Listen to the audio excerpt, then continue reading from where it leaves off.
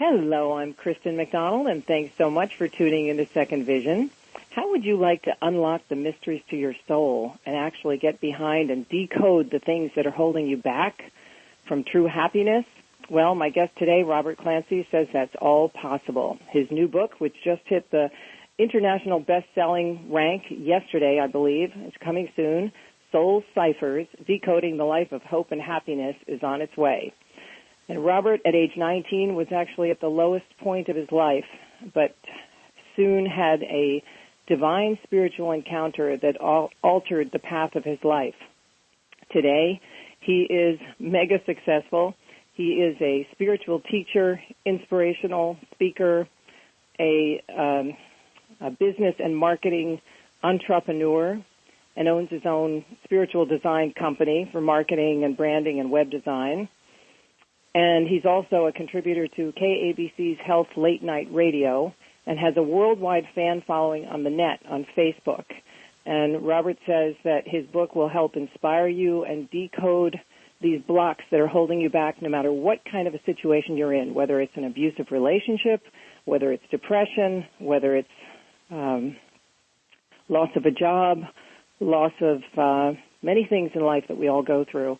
So I'm really delighted to have him here today, and I hope you stay tuned and look into his website and his book. Welcome, Robert. How are you?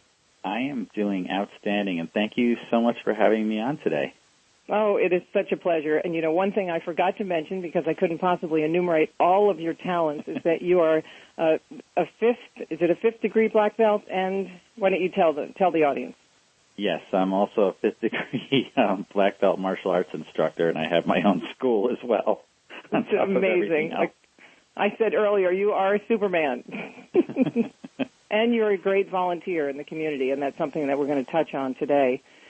So tell us, how did this book evolve? It's a very unique name, and Soul Cyphers. Right. The first book is The Hitchhiker's Guide to the Soul, and I had written that, started actually back in 2008, and it released in 2012. So I take my time apparently writing, but it had several inspirational stories, and I had things about how to do forgiveness or how to transcend grief or other things. And so many people came up to me and said, "Hey, I read your first book, and how do I do that?" And I kind of chuckled, and I said, they didn't make the leap. They saw my journey through it. Most people did, but there were still those that got stuck, and they said, "You're so happy, and you have, what's your daily routines? What do you do? And you must have a perfect life." And I said, "No, I don't. I'm just like you. We're all dealing with something, and I have these little decodes I do every day." And so that's how the title came about, and I'm also a programmer. So I got 100 on a logic exam. I am a total science logic person, and applied that to my spiritual side of reprogramming yourself for happiness. So at the end of each of these beautiful stories and inspirational stories that are in the book, there's 3 decodes that you can apply in your daily routines. Now, can you give us an example of one? Yeah, one is, maybe it's a story about, your self-worth. And at the end of that, I talk about smiling when you're alone. And that's a decode.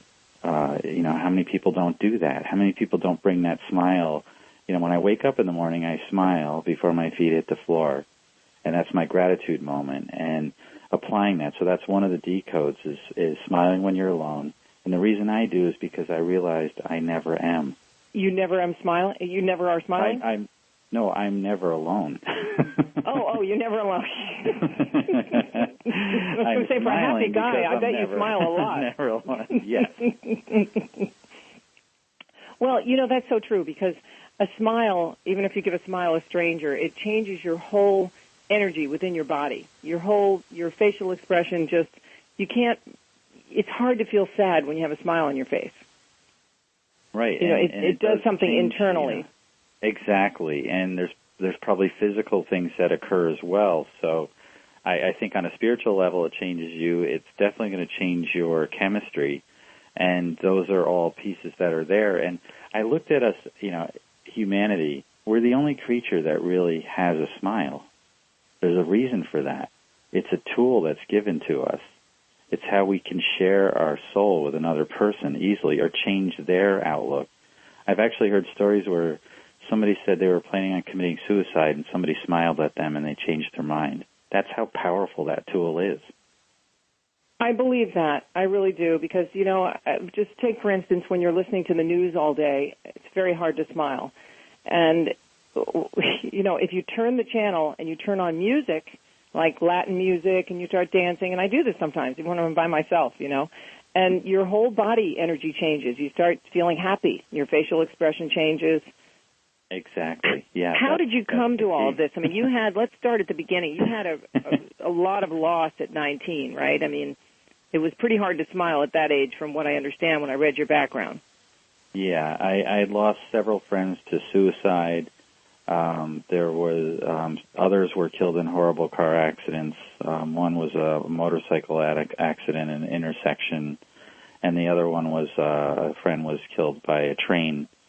His car was hit, and he was trying to help somebody else at the time. Then my girlfriend at the time, we broke up. It was a horrible breakup, and I stopped caring. So then all my grades started plummeting. I was a straight A student up to that point and almost kicked out of college, and my whole life just disintegrated all in a short time. No wonder. And I made a conscious decision to actually not care anymore. I remember making that decision, and about what's the point of life and why are we here and what's this all matter and why are we even helping people if it doesn't do any good, and that type of, I was in a very dark place and just went all the way down, and my feet were on rock bottom. I know what that feels like. Oh, it's so devastating to suffer all those losses. So how did you get yourself out of it? I mean, did you get a great counselor, or you said you had a divine spiritual encounter. Tell us about that. Right. Well, I didn't really have a counselor. In fact, I didn't ask for any help. It was in the restaurant I was working at. A waitress that worked there pulled me aside one night, and she said, I know what you're doing to yourself, and you need to stop, or you're going to end up killing yourself. And she said, put your hand out. And I tried to deny it, and then I broke down, and I put my hand out, and she rummaged through her purse. She took this little pamphlet, and it said how to meditate. And she put it in my hand, put hers on top of it, and said, you go home and do this. And I don't want to see you out at the bars tonight. And me being the analytical science person, I read everything, and I was about 3 hours into the meditation. And, this is a secret that I kept for 30 years because I'm such a science-based person. Right. But I had this divine experience when an angel actually manifested, and I could see it with my eyes open or closed. And she touched me in the forehead at the end of this, and I know what I saw because this was with me for, it seemed like an hour or more. And I studied every detail, every feather in the wing, and it was translucent, spiritual, guide in front of me, and it was larger than a person.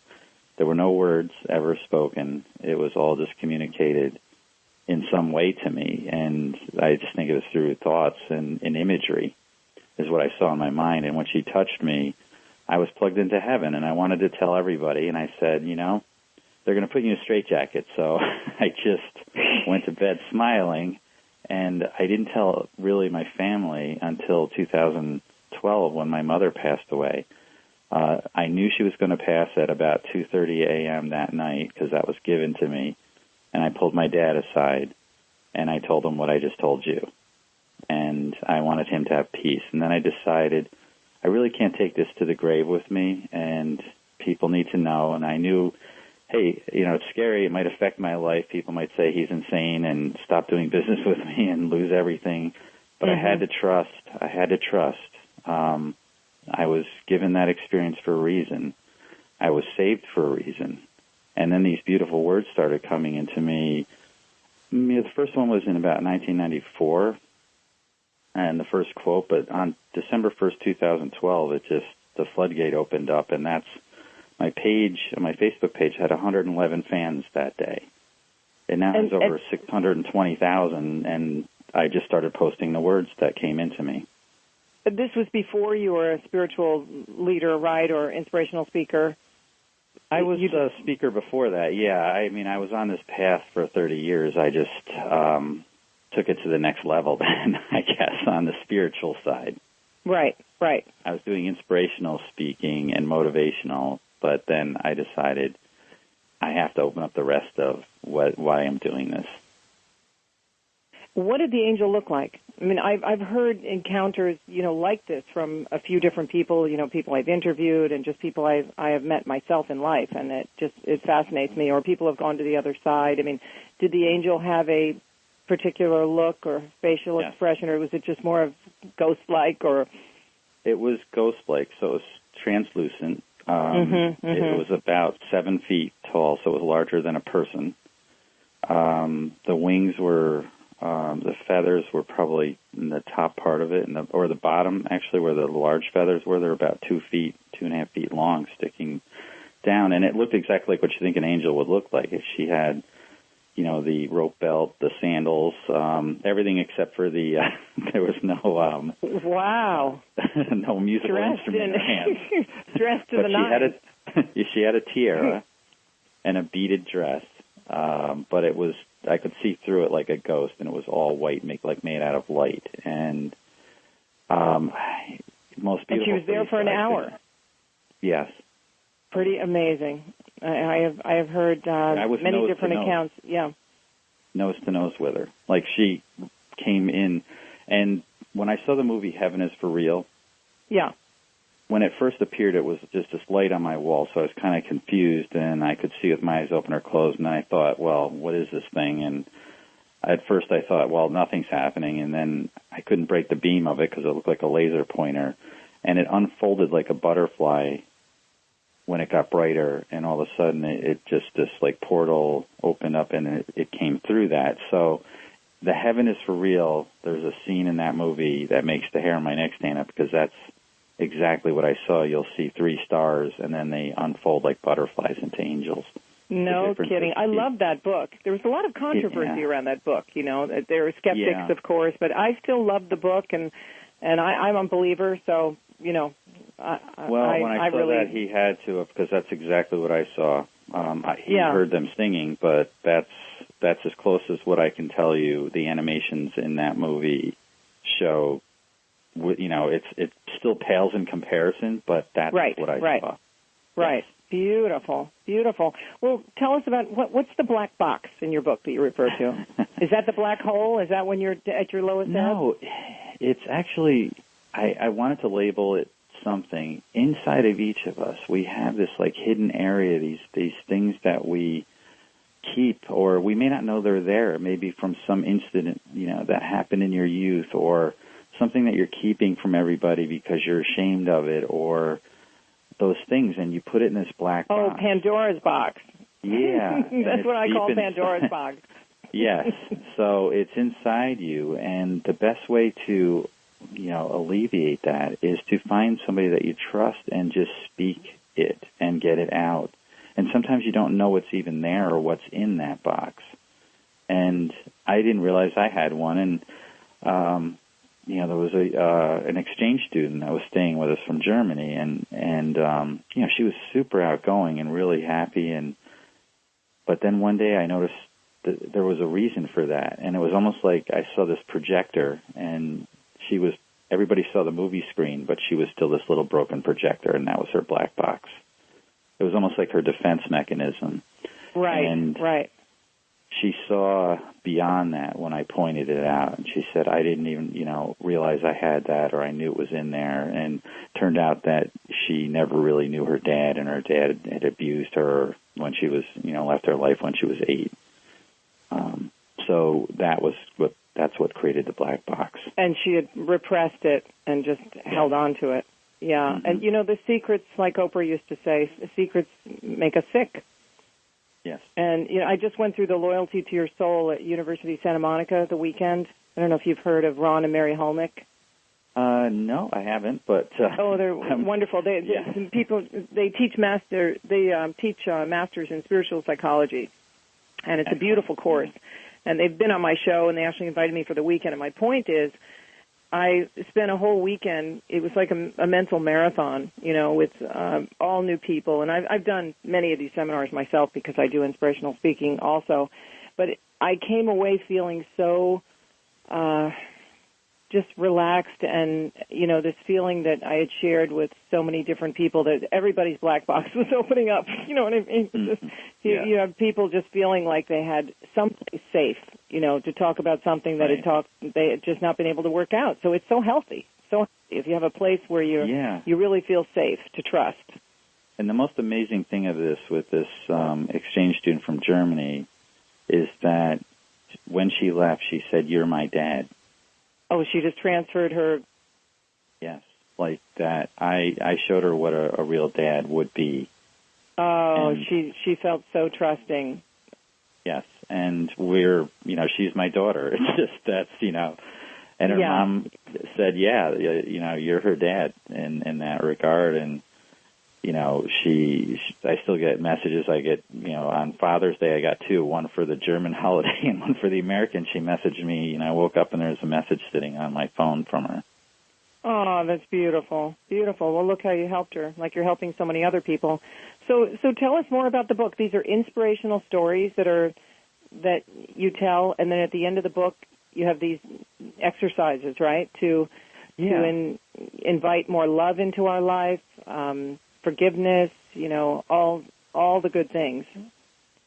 Yeah, and just how to practice all the different pieces that come together to make you rise above whatever your challenges are. I always look at when you're in a hole, you don't really see anything. And then when you come out of the hole, you're in the light, but you might be in the forest, and the forest seems very dense. But when you go to the top of the mountain, you can see the valley and how beautiful it is.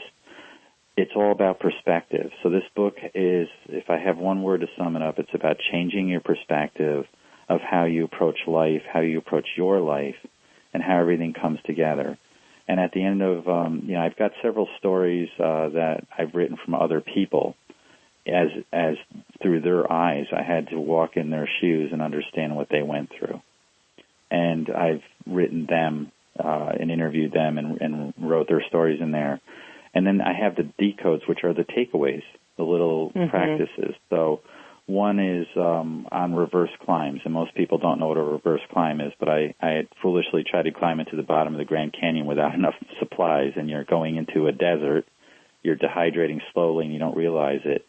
And you tried to do this yourself? Yes, back when I was about 24.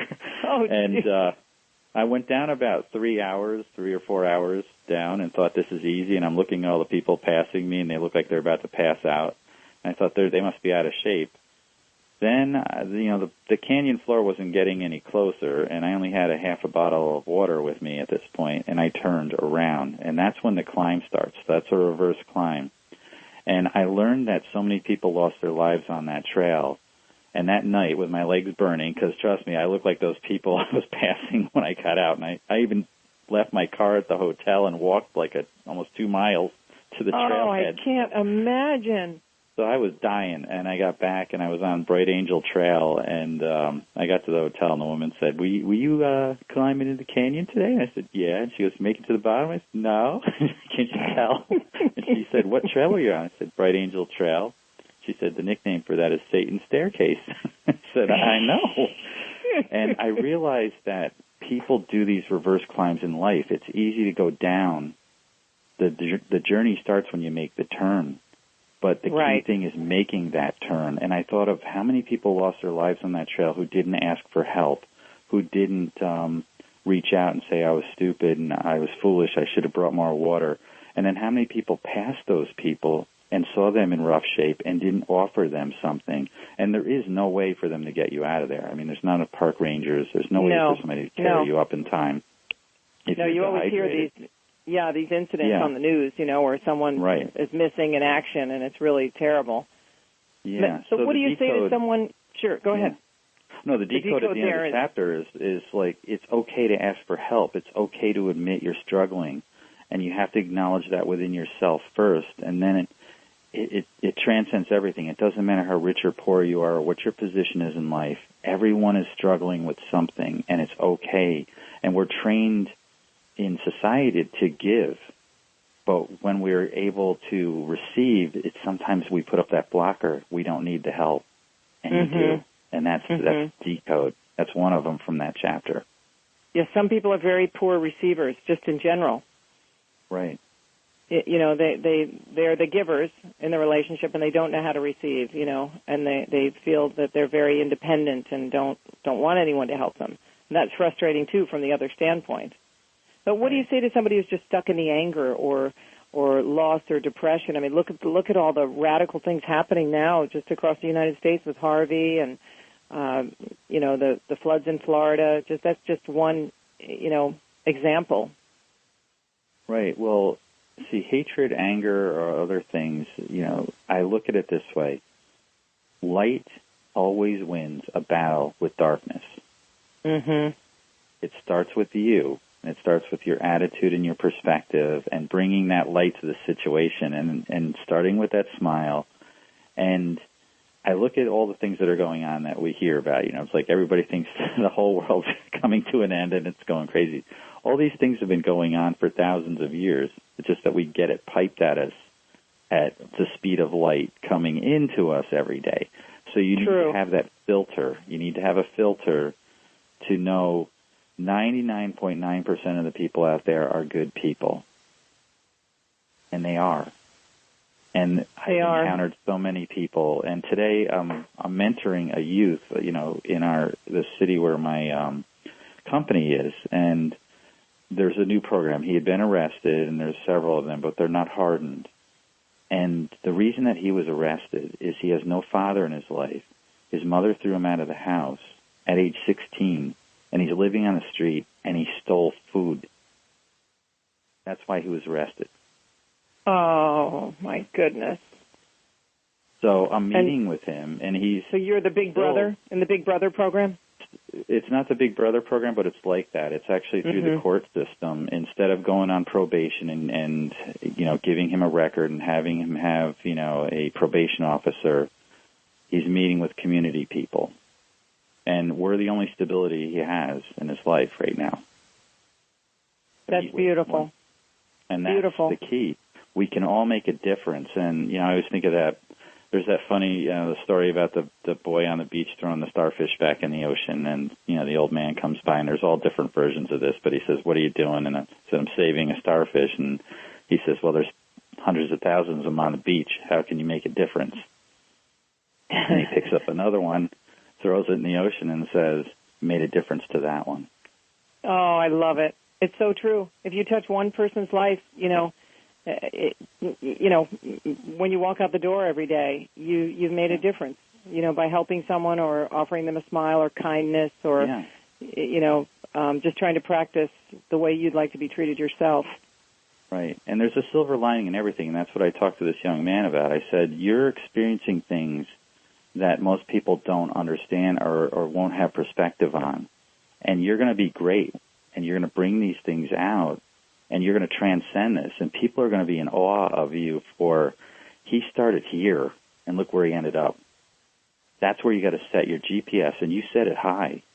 Because when you set your GPS high, you have your destination, but then it's up to you to drive that car, and you need to get in it and do it and drive your life on that path. So and don't set an example. Yeah. What do you say to people who say, I don't have the time. I have 3 kids. I have a job. And look at all the things that you're doing. And that's why I joked with you earlier, saying, do you teach time management? I mean, you've got the martial arts studio, you've got the spiral design, marketing, and web design. You're co-founder of the huge marketing firm and work with all these major brands. And spiritual teacher, author, father, great husband. How do you do it? Well, the first thing is I hear people tell me they're too busy, and then I laugh because I'm a type AAA personality. I have a couple decodes for you. One is whatever I start, I finish. And there comes a point where you have to let go of complete perfection because that's where most people get stuck. The second thing is that you have the same number of hours in a day to work with, and yes, you might not have time to volunteer. You can share your smile. That is the simplest way and form of volunteerism out there. So if you don't have time for volunteering, you can certainly smile. And if you have, and you feel like you don't have time, tie it into your passions. If you have a passion like I do for martial arts, it does not become an extra thing, I'm actually doing martial arts and making people better through my passion, because when I train them, I'm training them to be better people. So it all fits in. So whatever you have a passion for, if you were a cyclist, maybe you could run a spinning class in the off-season at a local Y for underprivileged kids. It's that easy to tie your passion into whatever you're doing, and it doesn't become extra. And the last piece is to bring your family into it. So I volunteer with the Scouts because my son is in the Boy Scouts. He's working toward his Eagle badge right now. And I've gotten to spend from when he started as a Tiger Cub in the Cub Scouts all the way up to now. He's 17, almost 18, and see him grow up and become a young man, but be there in that volunteer capacity helping other kids as well. That's fantastic. No, I sing your praises, and I understand, because this show supports the blind and visually impaired, and yet anyone can listen. And we have a following with various different people who support the show. But it's something that I love to do. That was my dream, to be a talk show host, and so I've just kept it up, and I love doing the show because it's giving back to the community. So all the people on AIRS LA volunteer across the country, providing content for the blind. So it's really made a wonderful shift in my life. Yeah. So tell us about your fan page.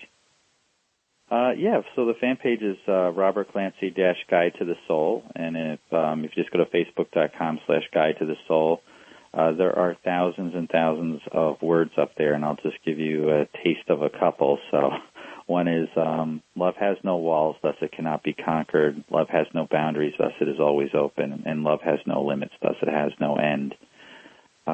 All hearts come in one size large. Make sure yours is filled with love and compassion. When it overflows with love and compassion, it will accidentally spill over onto others.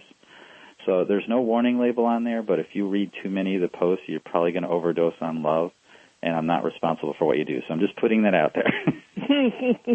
That's a good thing to be addicted to.